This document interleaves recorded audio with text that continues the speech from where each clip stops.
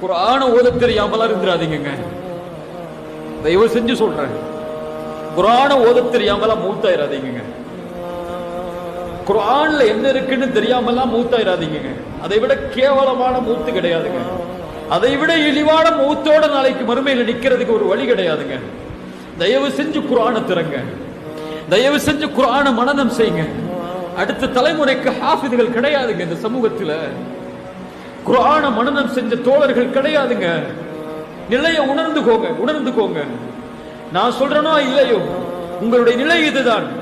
அடுத்த தலைமுறை இந்த கல்வி இல்லாமல் இருந்தால், மார்க்க கல்வியை கற்பதற்கு ஆர்வம் இல்லாமல், கல்வியாளர்களுடைய சபையில் இருந்து கொண்டு அவர் யாராக இருந்தாலும் அவருக்கு கீழே உட்கார்ந்து இந்த மார்க்கத்தை படிப்பதற்கு தயாராகவில்லை என்றால், நம்மளுடைய நஷ்டம், நம்மளுடைய இழிவு, நம்மளுடைய தோல்வி நம்முடைய கரத்தில் இப்ப சுமக்கிறோங்க.